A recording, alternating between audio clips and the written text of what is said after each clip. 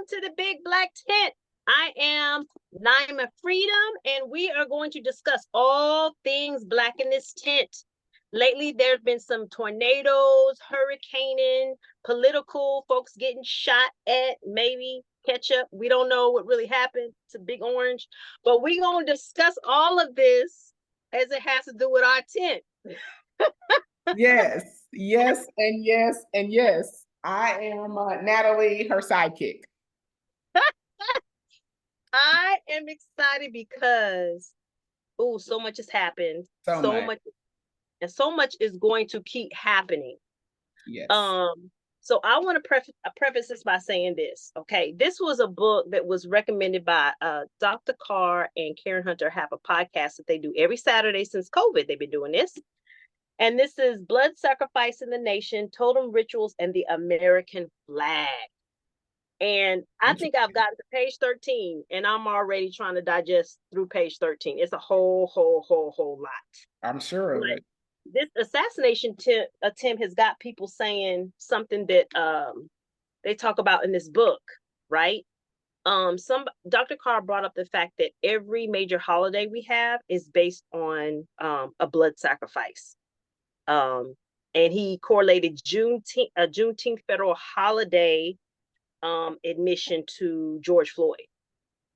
How it's like this for this. Okay, well, he was killed. Let me give y'all Juneteenth, right? Even though we had Juneteenth, whatever. Right.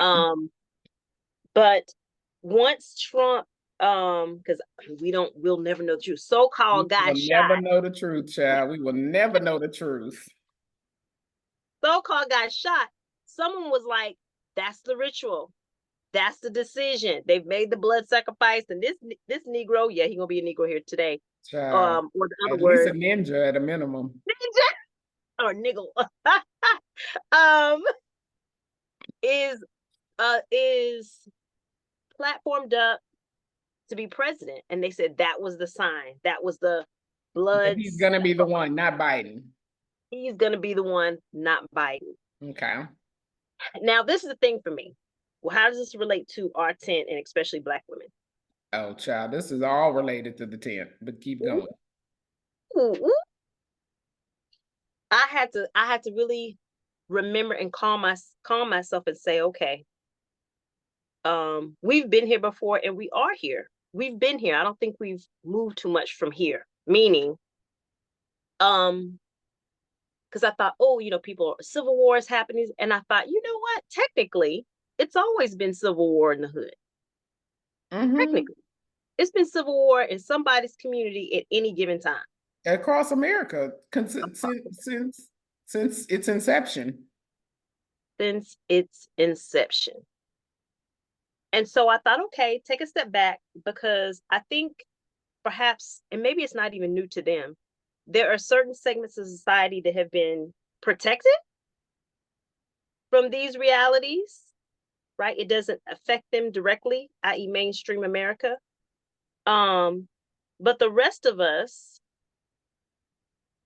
in my gut, I feel like it's a watch and see. I feel like they are having a war and we need to stand by and just mind our own business. Is that too harsh? Nope, but I don't know if we can just stand by. And I don't know, because I think we're smack dab in the middle of it. Because of our dependence on the system? Yes. You think? Okay. Okay. Yep, because we are still, right, wrong, or indifferent, right? We are still seeking restitution from a system that was never designed for you. I mean, again, it would be like me eating cyanide and hoping I don't die. Like, cyanide was not ever intended for me to ingest it and be okay. It just wasn't. So it doesn't matter what I do. It doesn't matter how I think I prime my digestive tract, how I prime my bloodstream. Like, it was never intended for you. Okay, and to that, and yet we have still, and I'm put this in quotes, thrived here. Yes, and I say, because I'm thriving. You're everybody's thriving, child. Everybody's thriving. Yes, we have thrived. So I was looking at those stats since the last conversation we talked about um the successes of Black women. Like our parents' generation, those boomers, they did a great job of saying, get educated, right? That was the main thing, get education. As a Mm-hmm. result, today, Black women are, I learned, 74% of all 74% of all either bachelor's or master's degrees or both. But it's a huge chunk in which we get majority of those degrees. Yes, we're still 62% on the dollar, but we get majority of those degrees. Mm-hmm. So we are educated. We are the dreams that our parents had for us. However, we're still suffering from the majority of health disparities. Mm-hmm. So there's some disconnect between self-care, stress, being educated, and providing for ourselves as a community. Mm-hmm. And the disconnect, I think we talked about, I don't know, do you remember the disconnect that we talked about? I think we mentioned shamed, I think we mentioned Mm-hmm. being loved, but there's a huge disconnect between our success and our health. Mm-hmm. I don't disagree with you. I do not disagree with you. There's some statistics. So, there are certain things that affect Blacks more so than any other race, or I mean crayon color. I'm gonna call it a crayon color because I don't think Black is a race, but whatever.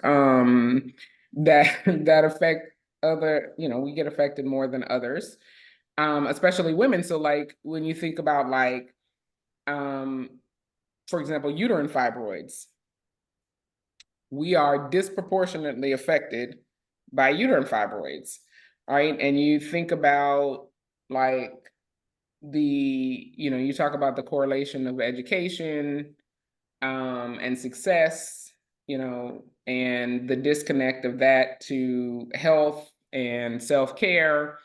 But if you think about what it all took to become the Mm. success, right? Like we were just talking about this, right? Like I'm an introvert, but for these checks, I will manifest extrovertedness. I will spend all day in the closet manifesting my extrovertedness for a meeting. Because right. Um, so you think about that, and then you compound things with like not being able to show up as your authentic self. How long did we show up with pressed hair or relaxed hair? Because no one understood your curl pattern, and your showing up with your curl pattern was a problem, right? You think about inability to dress the way like I literally had an executive early on in my career tell me that I dressed colorfully. They were like, Oh, you're I just do so remember those comments. colorful and vibrant. And sometimes that's a lot for a client to take in. I'm like, so a yellow shirt is a lot for a client to take in? Because I feel Yep. like we need to do something better with our clients if they can't tolerate a yellow shirt. Oh man. Or things, just overt racism. Like, Mm. never mind the curl pattern where they're like, oh, you can't wear your locks, you can't wear braids, you basically need to have your hair looking like our hair, the same texture. Never mind, your personal expression of how, color, makeup choices, whatever you want to do, right? Still professional, but, not necessarily along the conservative route that they may be going in. And then you compound that with overt racism where people are just actively telling you you're not going to be because of your color. And Mm-hmm. then you wonder why we have, markedly high blood pressure, why we have, things that are like endometriosis and fibroids and all the, female issues that we have with our reproductive system. It's a lot. It is a lot. And when you said, this is the funny part because this is what I forgot. I forgot that this was what I think I graduated U of H 2000. I went natural in 2001, and this was just right, just 2001. And I remember the controversy of not having a perm. This was like this century, the controversy and me being told by my advisor, you're not gonna get a job Mm-hmm. unless you put a perm on that head, right? So I do, or people say you would do better in New York. I was like, what? What does that mean? Right? I was told that a lot. You do better in New Yeah. York.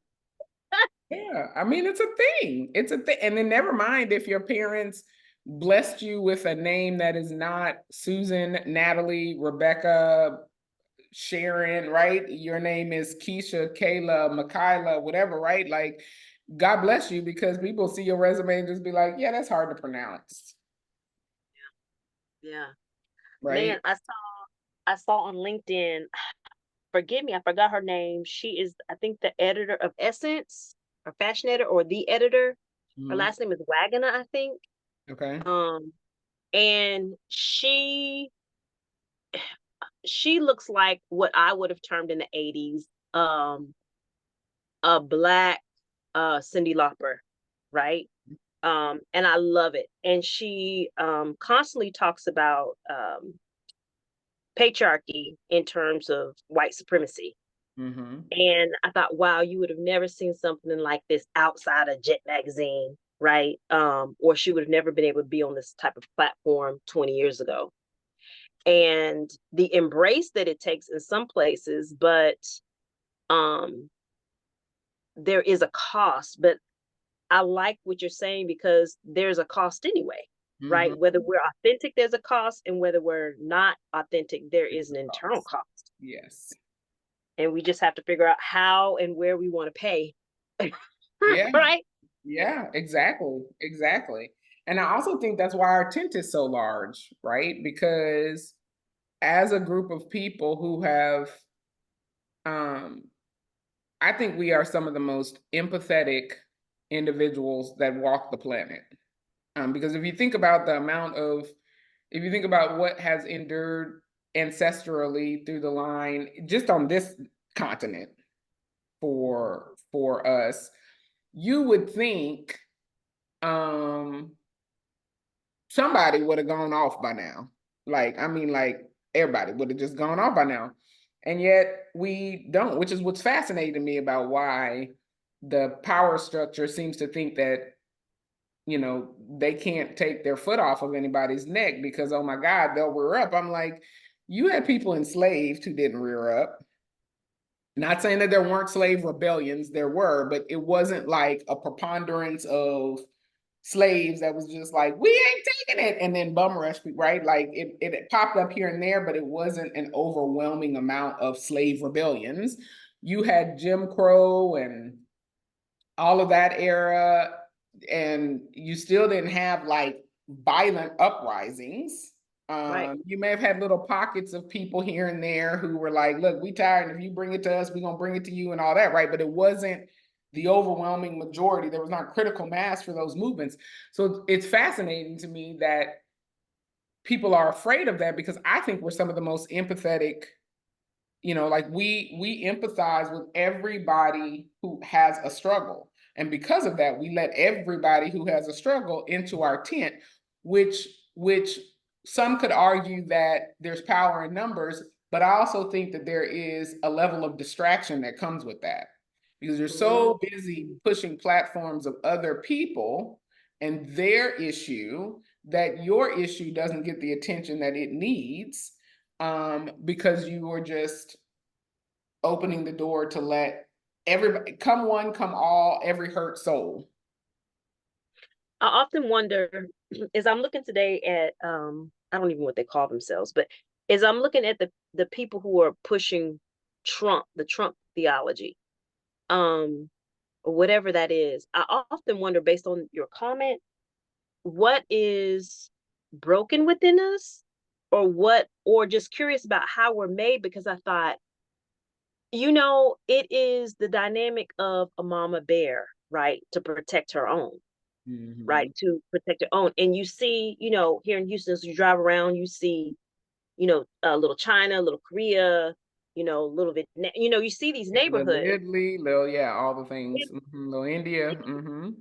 And you know that it's an unspoken rule that I'm not going to go to a Chinese restaurant and apply for a job, right? That's just, Mhm. we're not going to do that. They're going to take care of their own. Right. But we don't have that, I've noticed. We don't have that. And even as I'm here on Memorial, which is a whole nother conversation because the name Memorial was because of um a rebellion, right? Some type of rebellion, right? But slave rebellion. But I'm looking at this and I'm like, I think it's gonna sound real bad, but I don't know how else to say it. I don't think they know either how godlike we are or how broken we are. Because I think there's a part of us that is supposed to be like, if the white man is whatever white man is furthering the Trump theology, he's like, it's not enough. Something's broken and I want what I was promised. And he's got maybe a taste, an eighth of our reality. Mm-hmm. We are so far at the bottom Mm-hmm. that I'm like, where is our passion, protection? I don't know, righteous indignation to demand and to get that angry and riled up as Jesus in the tent and be like, this is not getting it. Like, where is that part of us? Are we that broken, or is that supposed to be more like Christ? We're taught that it's more like Christ, but at the same Mm-hmm. time, I'm like, where's our humanity or our dignity to where we're not getting that reaction from our men, from our elders? We don't have that, and I'm part of me feels very I don't know if envious is the right word, but damn it, if something's not working, this all like if I don't have mine, ain't nobody gonna have it, right? Like I envy that part. Right. Like we gonna stop this whole train, right? Until Whole, the yes, whole train. everything come to a stop. You see, like part of me is like, wait a minute, them niggas now. Look, we the niggas But and they the mag. but Whatever. fundamentally, the issue is that though, fundamentally, and this goes back to you don't have anything, right? So what are you stopping exactly? Right? What when we You talking about you talking about our community? yeah, our community, right, of Black America, the crayon Black America. Okay. What when we say, you know what, if we can't get none, ain't nobody getting none. You said we ain't got none. We ain't got none, right? That's so like there is no safety net, right? So this is the thing that I think makes us very unique on this continent, unlike anybody else. So you have the power structure, which is predominantly, if not solely, dominated by Caucasians from wherever they are, whether they Irish, Scottish, British, whatever it is, right? Whatever that lineage is. Mm-hmm. And that's the power structure. And then you have everybody else, right? And everybody else has a home. Everybody else knows where their home is at, right? So picking on Indians, right? Not that I have a problem with Indians, but whatever. Picking on Indians, right? If they're like, look, if we can't get it, ain't nobody getting it. We shutting this down. Okay. Well, okay, great. You can still get imports from your homeland to feed you here.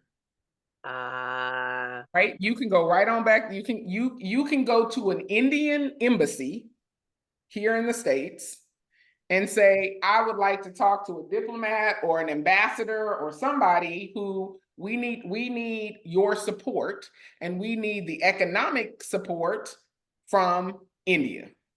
Same for China. Same for Italians. Same for, right? Like, tell me, what embassy are you going to? Same for Mexico, right?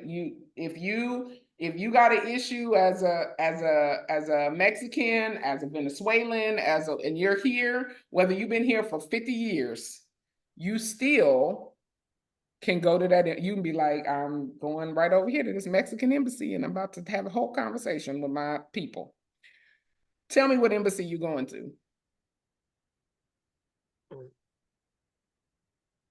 What country are you going to leverage as your safety net? Mm. Right? And so again, clearly white people, they not going to the Irish embassy, the embassy of Ireland or whatever, but they're also the power structure. So it's unnecessary for them. But for everybody else who's not a part of that power structure and is trying to integrate in or assimilate in or find their rightful place and market share of this thing that we call the United States and its economic power engine, they all have homes. Nigerians, they can go to the Nigerian consulate. Ghanaians, they can go to the Ghanaian consulate. They can be like all of this. What we don't, where are we going? We don't have anything. And I think that's the piece that makes it unique and the most challenging aspect, because we can't fall back on anything. And we only have this, which is dominated by somebody else. Just dominated by somebody else. So you're saying basically, if I understand, for the folks in the back and maybe have a couple IEPs, social, emotionally, educationally, so just keeping it real. Right? So what you're saying is, because if you are the power structure, right, then you can fall back, and I'll use January 6th an example, right? You can raid a whole White House and not have real consequences, and go home and have lawyers and someone advocate for you. Okay. Right. So we don't have to even go in centuries past. In decades past, let's say the rise of the 1980s with and I hate to do this, but it's all we got, Natalie, with Jesse Jackson and Keep Hope Alive, black people run for president. They made a way for themselves in Congress. Sheila Jackson Lee, stop it. And the establishment of Black churches, I'm just using well, I don't have to use an example, but the establishment of Black churches, whether it be Lawson, whether it be Jeremiah Wright, whether it be Nation of Islam, right? I think that has been our power basis. Some have made alliances politically. Well, mostly all of them have, right? Politically, they're all aligned to the government. They're not going to do anything that puts their tax, from a church perspective, they're not doing anything that puts their tax exemption at risk. Right? So they are more aligned to the federal government than they are to you or the community at any given time. Wait, say that again. Wait a minute. They are more aligned to the federal government than they are to you or the community at any given time. Every single church has attacked, every single church that I'm aware of. Now, I'm not saying it might not be some folks on the fringes, but Mormons included, everybody, you're saying? Everybody, from what Methodist, Baptist, Catholic, Episcopal, whatever you want to call it, they all have a tax exemption from the government based on very specific rules and regulations in order to make sure you maintain your tax exemption. And they would rather keep that tax exemption and abide by the rules and the regulations of the federal government than pretty much anything else. So are you saying that if you are, okay, because I'm thinking, what free enterprise technically, right? What sense is freedom if you're still aligned to a structure that has control over you? Isn't that the argument of Trump per se, or those that follow him? I would agree. But they still all file taxes. Yeah, filing taxes is one thing, right? That's paying Caesar what's due Caesar. I'm fine. Okay. That's a different argument altogether. And whether you got to pay him or not, that's a whole another 17 shows.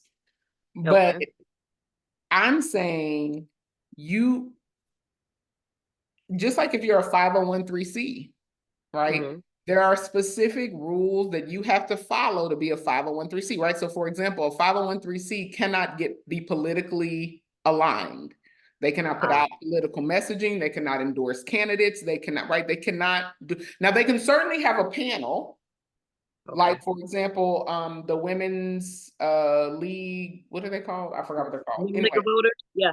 yeah, the Women League of Voters, right? They're 501(c), but they Okay. also just put out general information on voting, right? Here are the dates. They may have candidates come and talk from both sides, right? But they can't get out and endorse somebody. They can't get out and say, don't you dare vote for this other person. They are not in alignment with women's initiative. Like they can't say that, or else their tax accreditation that comes, that 501(c) Mhm. will be called into question and So potentially revoked. you said what? And potentially revoked. Okay, so if I want to be free and independent, either Mhm. I, 'cause this is really, we're just sounding like Texas right now. If I want to be free and independent, I'm here for I it. either I don't have know if to I'm here be for it the with government. Dan You said Patrick. what? I said I'm here for it. I don't know if I'm here for it with Dan Patrick, but I'm here for it. So if I want to be free and independent, I either have to own the government, right? Own the power structure, because I can make the rules, or I have to be free and independent. So do you have an example? Because I honestly don't know. What what is it that exists without government interference? Does anything? I mean, I don't think anything exists without government interference. Look, you're inside, we have a construct that we're all in, right? A societal construct. It has drawn arbitrary geographic lines of what constitutes its borders, and inside of those borders, what it can and cannot do, right? But I think for us, we are dependent on this one thing that was never created for us, Mhm. right? So it's one thing, again, going back to um other citizens of other countries, right? Um you're in this country and you abide by the rules of the country. That's fine, right? Okay, great. Should you decide not to abide by the rules of the country, for example, right, you can always go back to your other country. You can also have your country petition on your behalf. So I'll give you a perfect example. Remember, it might have been in the 90s, I think around about that time frame. There was a kid, a white kid, who went to Singapore. Oh, yes, I do, honey. Spank, spank. Yes. Okay. He went to Singapore and he violated the laws of Singapore. He littered or put some gum somewhere. So he did something that they say is a violation of one of their laws. And as a part of that, their punishment is lashings. Now, Singapore didn't back down. They still punished him, right? They still punished him. But the United States came and championed his cause as to why Singapore should be more lenient on him. And they petitioned, there were press conferences on it. They were trying to put the full weight of the federal government on Singapore to try to get this kid to get either no punishment or a lighter punishment, right? Um, so that's what I'm talking about. We don't necessarily have that. So while we are United States citizens, right, and we live in the United States and we got passports for the United States and we pay taxes in the United States and all of that, right? We don't necessarily get afforded the same thing because it wasn't designed for us to begin with. right? This was never supposed to be inclusive of you. You're supposed to still be in a cotton field. So let's be clear. So in the cotton field, you don't have no rights. You are the property of some other person. If I want to petition to get my cow back, I can, but I can also just leave my cow out there to die, right? Like, okay.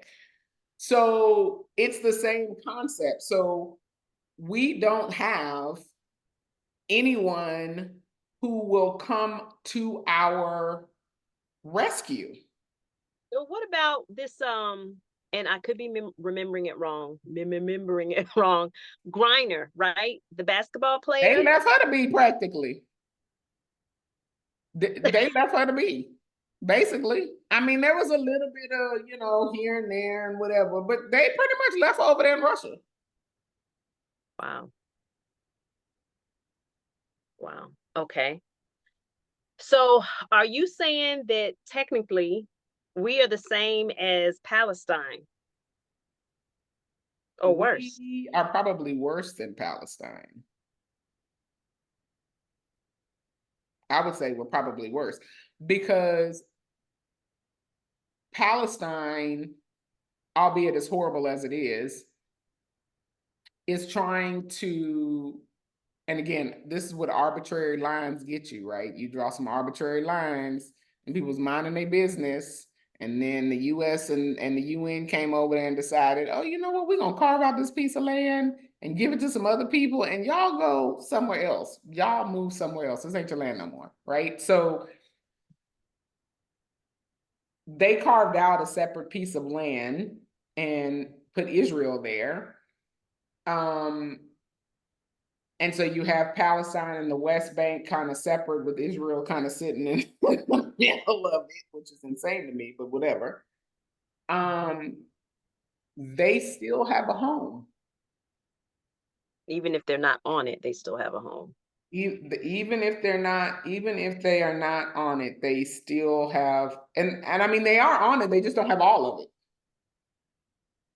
Right? So they came and put Israel smack dab in the middle, moved them out, and was like, now this not your land no more. This your little piece right here, and then you got this little sliver over here. And I hope you figure out a way to get across, because Israel not about to let you over here to see your auntie. So it's insane. It's insane. But I get we do not have a home. This is the complexity of the situation. We don't have a home. We don't have a homeland to ask to come to. We don't have a homeland to say, okay, come and help me, come petition, come whatever. We don't have our own systems at play. We don't have our own economic infrastructure at play. There's nothing. So that's what, when we talk about, like, for example, China, and we talk about that, I think they said like the Chinese dollar inside of the United States circulates like 7 to 10 times inside of the Chinese community before it goes out. But that's right, because everything you touch comes from China. So yeah, so when I'm a Chinese, whether I'm Chinese American or I'm Chinese, like I'm not American and I'm actually a Chinese citizen, Right. when I spend my money on Chinese products, which dominates the economic market here, that's money going back to my home country. I can get whatever I need. I can get whatever I need from China here. I can't even get coffee here. I can't even get a coffee bean from wherever I'm from. Mm. Right? So even in the Black community, you don't have a source for raw materials. Right? Like so yeah, okay, so you have a black eatery, a Black food establishment. Your food is all sourced from somewhere else. Everywhere else. You have no homeland to go back to say, I'm setting up this eatery. I would like to have a portion of my menu that comes from said homeland. Insert the homeland, because you don't know the homeland.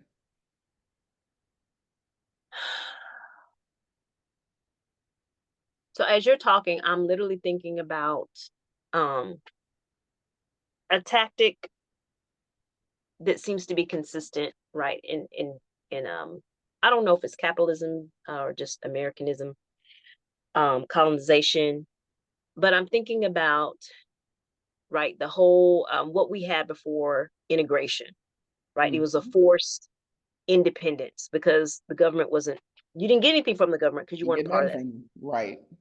So, but we had our farms, we had our land, we had Did we have manufacturing. our land or did we have their land that we were just told was our land? Well, people bought Almost and at like least had the a deed, right? People did purchase land. Maybe they could have taken it back, but there was land purchased. as they did take it back. They had land. Look, my people them. Look at me. I So know. there was sharecrop land, and then a lot of us purchased that land. So a lot of us were on land. A lot fled to the north, but a lot of us in the south were on land, right? Some of them were sharecrop, but we were on land that we acquired. Of course, there was like Tuskegee was given land, I think, right? The black universities. But I'm thinking at one point, right, and this is not long ago, this is within our grandparents' But how generation. much is it really? So this is my thing, right? How Okay. much of it is really your land? Like I get you parts. So this is like the illusion of the electric company concept too. Like people are Okay. like, yeah, we have the power to choose electricity in Texas. You do, but they all getting it from the same place. They just selling it to you at a different rate with a different logo. Um, so how much of the land was really ours? Because again, I'm taking it back to other place. When you say somebody's land, same thing with same issue with the Native Americans that they claim they got their land. You don't have land. You have a temporary lease of sorts where you have property management. So wait, You are you saying that leasing today as well? Are you saying that today. Yeah, they will run same a pipeline through Native American land today without question. They would be like, "Oh, okay, great. Y'all didn't want this pipeline. Who cares?" And then they run the pipeline and move on with their life. Like wait. So you're saying unless you belong to an existing power structure, like Chinese belong to an China existing mainland power power structure. structure, correct. If unless you're plugged into an existing power structure, that, oh, I see what you're saying. So it's, you're basically like, okay, so in terms of mob boss, right? That's correct. Okay, so let's say I'm Russian, right? I come from Russia, I'm a Russian citizen. I'm still connected Still connected. to the Russian mainland and they are on my behalf.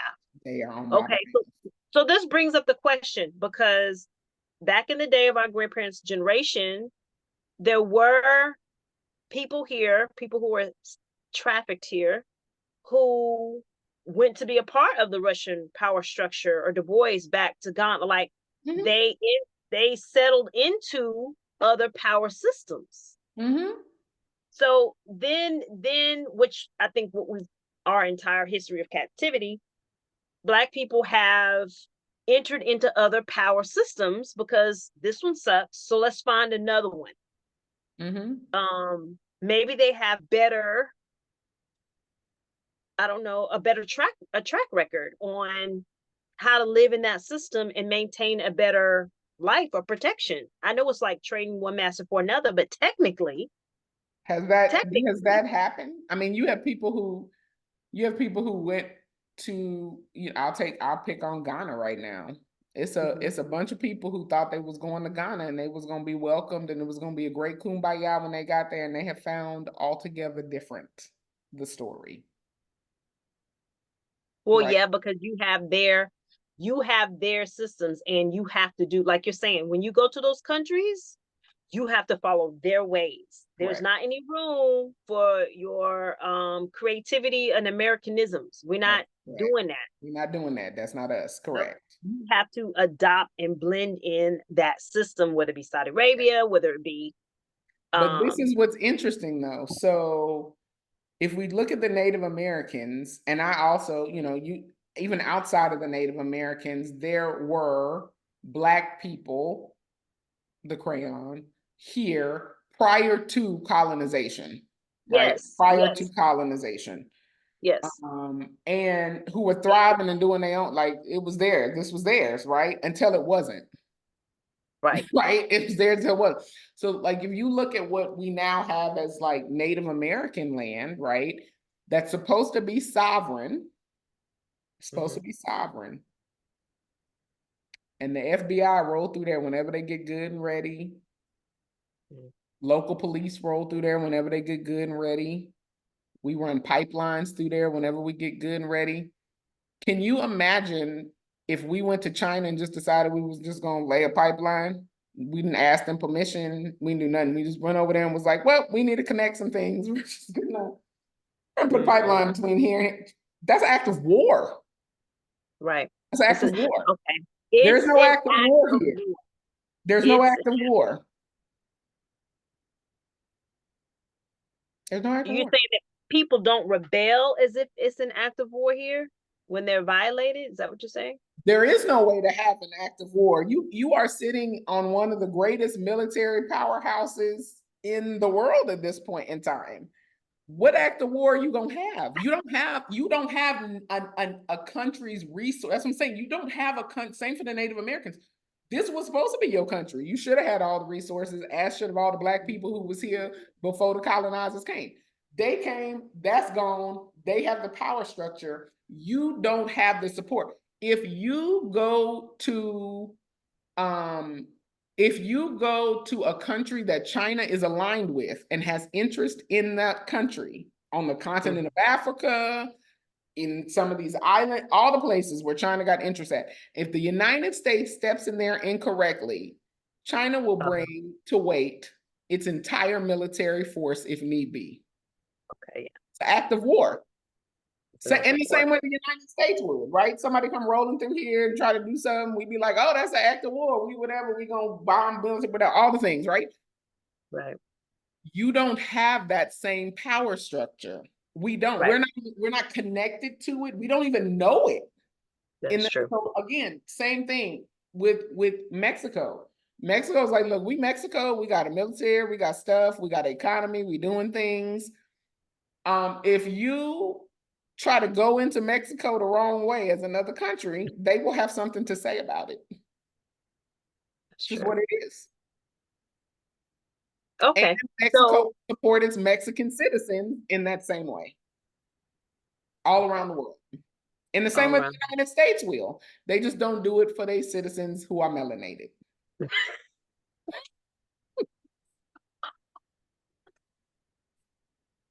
part. Okay. So, I mean, the classes system. So we are create, I don't say we are, I don't want to put that weight on it. I don't want to manifest that. But the pattern has been that we have been a created class, right? We're a created class that has been brought here to serve as such. That is correct. Right? And we get to play within these bounds, but we have been brought here to do these things. That's correct. Right. And if we go to another country because they have their own systems, we still fall into a certain class because we are not citizens. That is correct. So our citizenry, our class allows this for this. And over here, because we're not citizens, we're put into a different separate set of expectations and rules. So everywhere around the world, because we are homeless. That is the thing that makes us fundamentally unique from just about any, I can't think of anybody else. I'm sure somebody on the internets will be like, but these people, I'm sure. Okay, but that is what makes us so unique and the challenge. We are technically homeless. And I don't care if people talking about I'm going to Ghana and I'm going to Kenya and I'm going to that. You still homeless. That's not where you from. You don't you can buy citizenship. Sure. And if your economic usefulness runs out, right? So again, we are homeless, and that is what makes this such a challenge, because we have to try to make a go of it here, but this wasn't intended for us either. We were just cattle here. We were an ox, basically.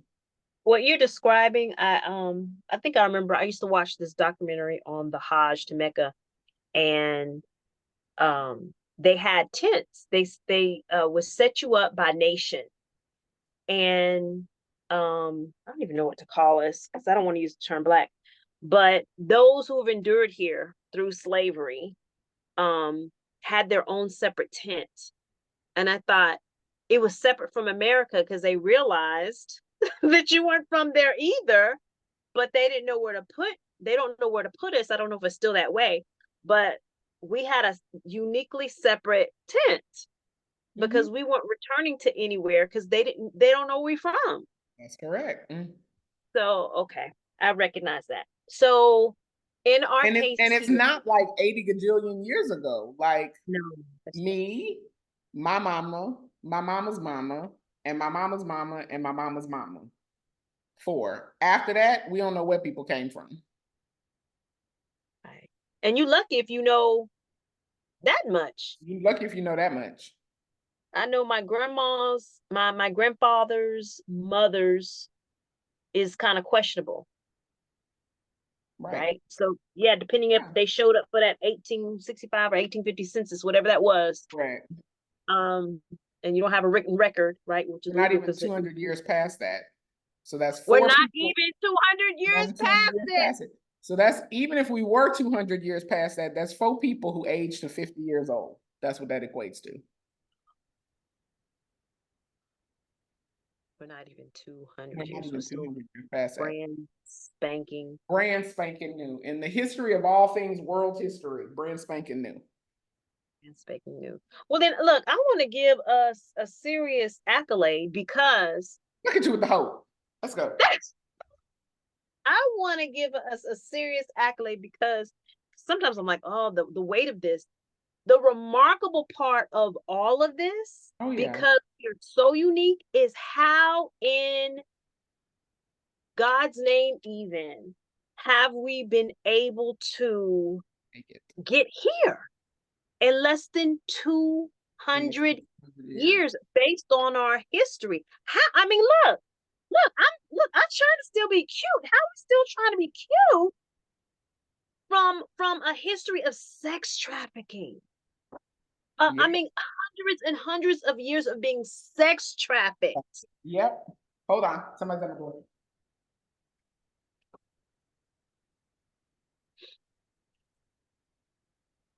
It is a remarkable, remarkable, remarkable, remarkable story that we really need to celebrate. 1865, when we were all free in this country, to 2025. So I was just reiterating the project that I'm still working on, that I think the nation is going to be working on. God bless it's still here. Is on the brink. That right? It will be 160 years, 2025, from 1865 if we include Texas emancipation. Only 160 years, and that doesn't include, right?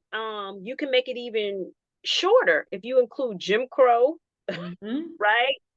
The segregation, the civil rights, right? So it's all in all about 70 years collectively.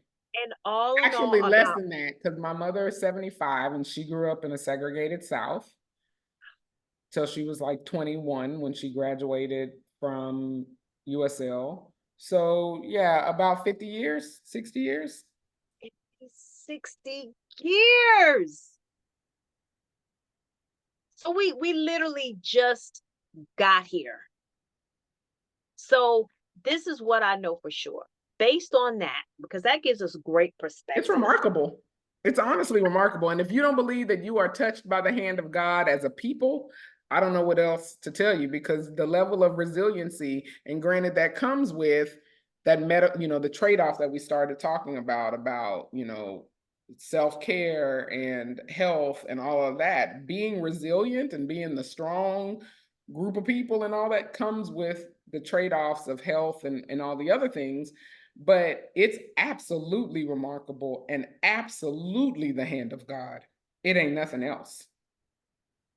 It ain't nothing else. Nothing else that we are able to show up as authentically as we do. And mind you, I look around the corner and people getting big booties and wide hips. They paying for it. We paying for this. The stuff that you were mocking how long ago? You paying for my mouth? I know you are. What? And most of us, I'm not saying all of us, but most of us already come well endowed. Yes. I'm like, what? I You don't know want to talk how we. about some Munchausen syndrome?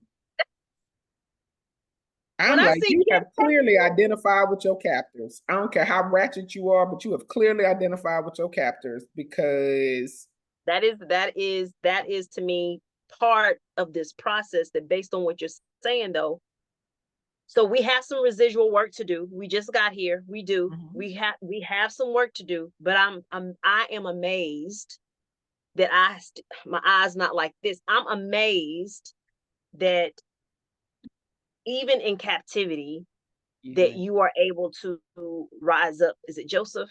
Joseph with the colors? With the colors? Mhm. Okay. Mhm. So that we are able to still demand as we do, right? Because as a people, we've taken many bullets, many Mhm. linchpins, right? Mhm. um Still push as we do, still amaze as we do to find some sense of comfortability. Not all of us, but most of us. I want to say Mhm. most of us, because I've been on the government system.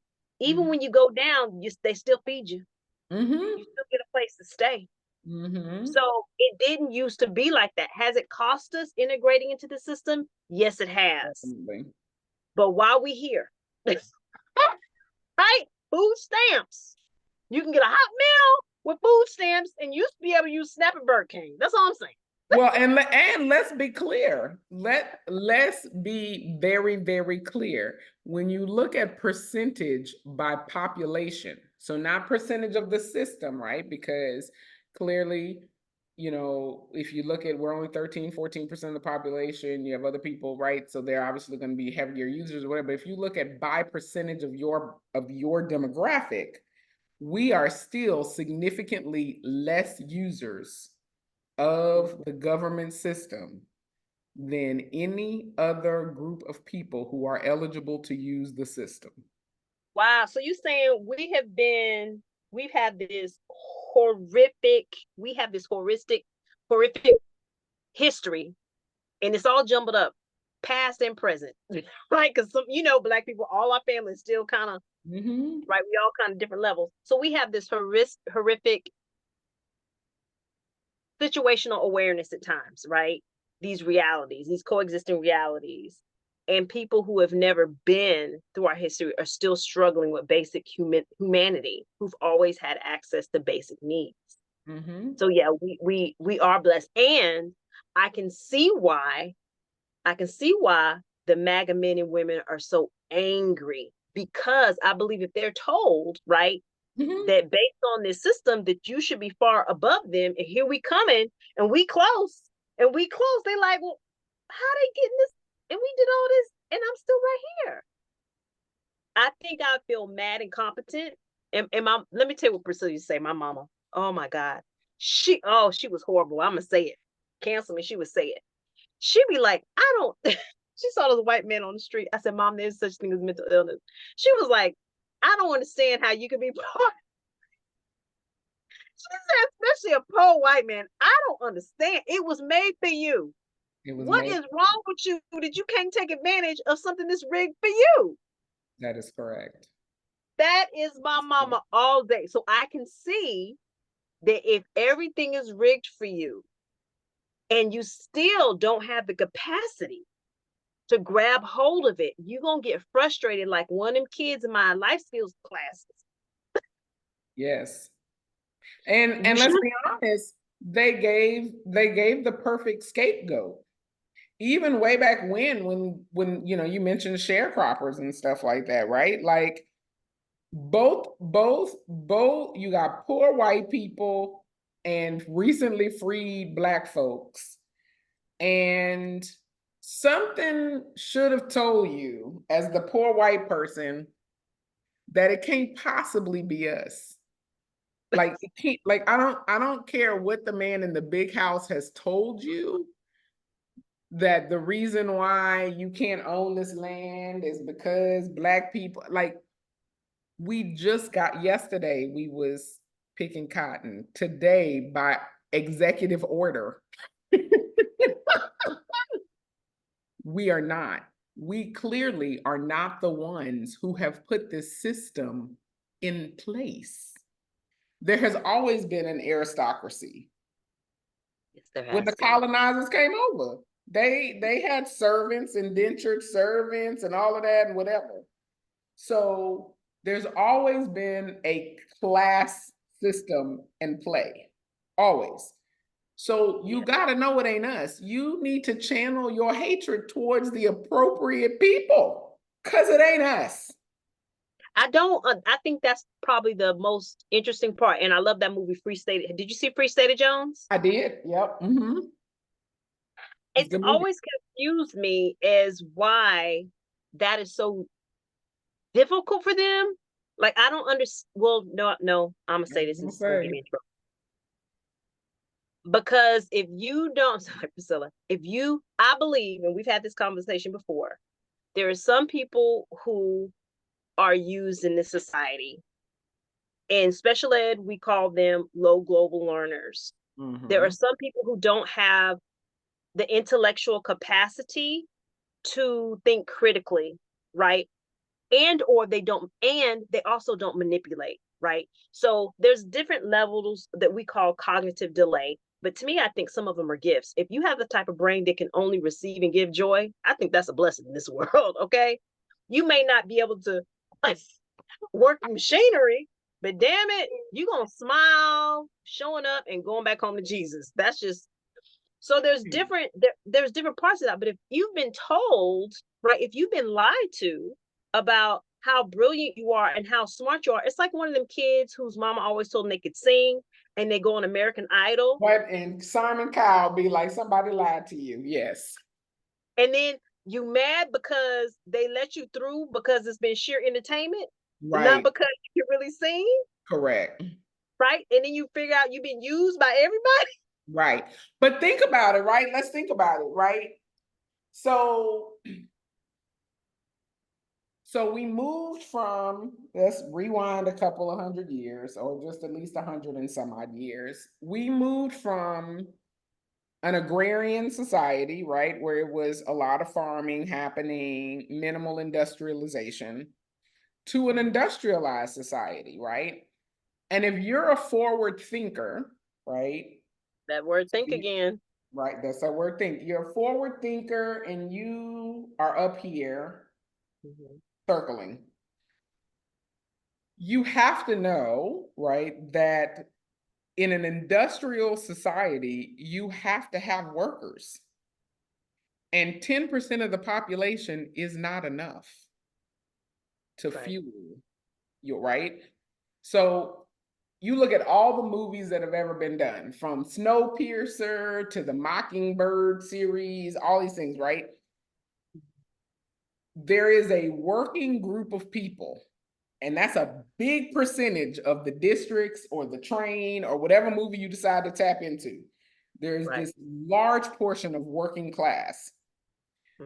And the aristocracy needs the working class. And before the aristocracy had agrarian society, which was made up of people who worked and animals that worked. Right. Well, now we don't have so many animals working. We now need people working. So now we need to set up a system that creates a feed for worker bees. Yeah. So you have to create the tension also while capturing as much profit as we can to continue the lifestyles that we want, right? So you have to create the tension and the propaganda that support that, which is, hey, don't look at me over here in the big house with all the food and all the lights and indoor plumbing. Look at the person who is living in a shack next to you eating scraps, because that's your competition. That's the person keeping you down, right? Not the person who has set the system up and is choosing the winners and losers. Don't look over here, right?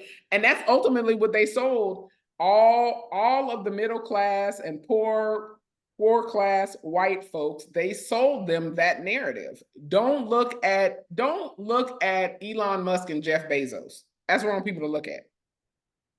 Look at So, the janitors. so is this their attempt? Because I think what Trump is saying that, and he's saying he's about to tear all that down, right? That's what he's The claiming, aristocracy. which is appealing, right? Like, again, from a propaganda perspective, that is Right. appealing. That is so. So this is basically a power grab in hopes of, if you tear this down, I want to be the man on top. That is correct. So a big power grab. It sounds a little bit socialist about what they're not trying to do, but where everybody gets some, but it sounds like everybody's trying to be on top. And it's a power grab. So part of me, man, I do understand that. You know, Yeah, what Black person isn't frustrated with that? that is correct. So I get that. And at the same time, because we've been where we were, I'm not gonna watch you turn around and try to put me in chains again. Basically. Right. So I feel like that's where we are with our tent, where here we are again, we see a movement and we're like, that's kind of sounds like oppression. We can get with that. But the crazy fringe, you're not gonna turn around and then blame me with your schizo politics. Right. Right. So I see Black people, you say crown color. I see us trying to navigate, okay, what ship do I need to be on? This is going down. Right. Where do I need to position myself for forward momentum? Right. Right. Nobody wants to be crucified in the process. Jesus Correct. did that. We ain't trying to do that again. Correct. Um, so where do we go with our tent? Where does our tent go? There's people in a tent. There's people obviously it's gonna be in a tent, but which power structure which ship do we jump to for self-preservation? Because technically it's about self-preservation. I mean, quite honestly, and I've said this even when I had my radio show, the notion that we are so enthralled in federal politics is fascinating to me. Because Because, do it the same yeah, way. I mean, because, and people, don't get me wrong, whoever you voting for, Trump, Biden, Mickey Mouse at this point, somebody who's awake, whatever, it don't matter. The bottom line is there's only so much that a president can do, and it's quite limited actually. Right. Whoever Oh, federal whoever's politics. in that Yeah. seat, right? Whoever's in that seat, it's very limited. And then you have Congress who is making laws and passing laws and all the things. And then you have the judiciary who is interpreting those laws and deciding constitutionality and applicability and all the things, right? Where the rubber meets the road is locally, right? There will never be a point in time in the United States where you can get 350 million people to agree on a path forward. It's just not going to happen. It's just not going to happen. So the notion that we are as enthralled in federal politics is fascinating to me. I fully understand the notion that we have the judiciary that gets decided, like with federal judges, there are Supreme Court justices, all of that. So like I get all of that. I also understand that the vast majority of what is going to happen to you is going to be driven from whatever state you live in. So for instance, Houston, right? Mm-hmm. So are you saying because we block vote as a people, so as Black as we are in Houston, if we all decided to vote locally as passionately as we vote nationally, Federally for President Obama. right? So once again, just like we have all the wealth in education we need right now, we have all the power that we need right now to make the decisions for our community that is for our good. We're just not doing it. We're just not doing it. Wow. Because we're either disenfranchised and completely just apathetic and could care less, or we are focused on the wrong thing, like who gonna be president. Focused on the wrong, i.e. I the mean, distraction content. literally, there was a time in California's history, recent history, I think it might have been under Governor Schwarzenegger, it might have been under the previous governor before Schwarzenegger, but there was a time. So every state has pass-through taxes that they send to the federal government. There was a point in time when California was like, yeah, we just not sending them to you. And they didn't. They did not. And so again, don't get me wrong. I get that there's a delicate balance because there are things at the federal level that the federal government still controls, and you have a Supreme Court that is deciding any number of things. And you have federal judges that also get appointed and have lifetime appointments. So I get all of that. But I also understand the power of the state. And it wields a lot of power. A lot of power. So, you know, it's just like for as long as Roe v. Wade existed, right? Sure, you could get an abortion in the state of Texas, but they certainly put up a lot of hoops for you to jump through to get it. They were like, okay, well, you got to come and look at this ultrasound. You to look at the ultrasound.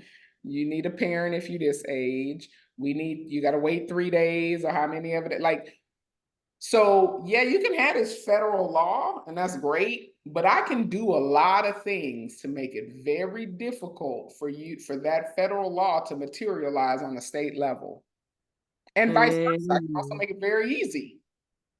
You know, the Department of Justice under President Obama and Eric Holder were like, look, we not dealing with marijuana no more. Like, we don't really care. We can't get Congress to pass a law and decriminalize it, but this is what we're gonna do. As a federal agency, we're not pursuing it anymore.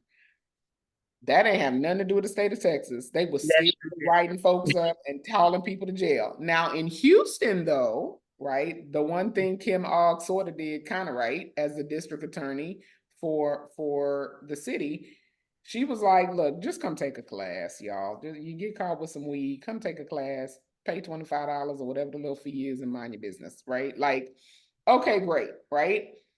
Still a federal law, literally still a federal law in the books that makes it a crime. So when I say states wield a lot of power, we are so focused on the federal government, and I understand all the little things, whatever, fine. But we are at a state level and at a local level, there's a lot of power to be had here, and you can ignore a lot of laws. Texas has gone to war a lot with sheriffs. Your sheriff in your county has been like, yeah, no, the FBI can't come in right now.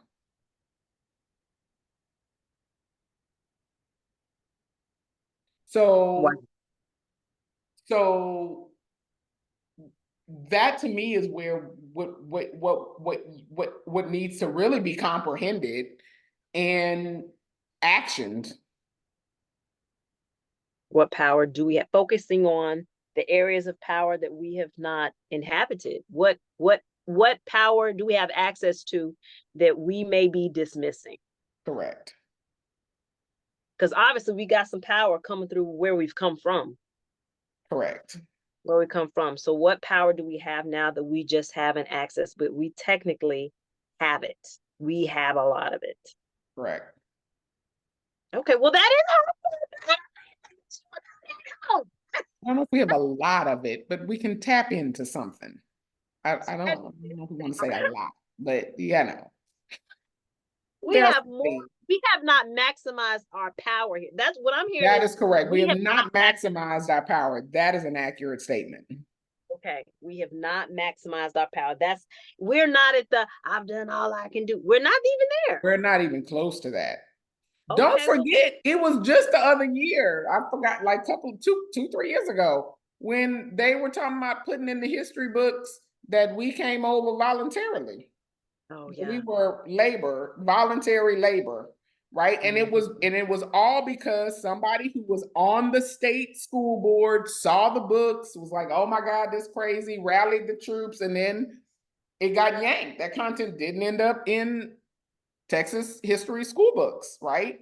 So imagine, like, we're talking about people, we're talking about them displaying the 10 Commandments in schools now, right? Mm-hmm. But if you were on the school board, local level, state level, right? There's a lot you can do there That's a lot that can be done around there. those things, right? And again, there is a law. There is a federal law. So this is why I laugh in the face of federal laws, because there's literally a constitution in effect that says that the government should not represent any kind of religion. That's where the whole notion of church and state came from. Church and state is not in the Constitution, but government having a religious bend is. And so the moment you start hanging the 10 Commandments, that's a constitutional violation. Do it seem like Texas is concerned? Nope, they about to hammer up them 10 Commandments in every classroom. Keep it moving.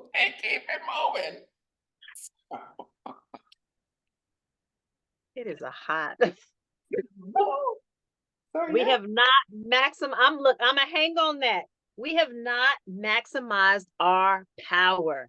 We have not. So there is so much room for, I don't even know what to call it. There is so much room for equanimity, should I say?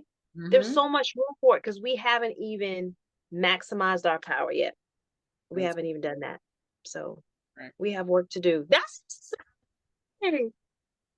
That's exciting. We're not like, have no hope. Look, that's hope. That's some hope. Now there's hope. Look at you. It's like, it's not that much hope.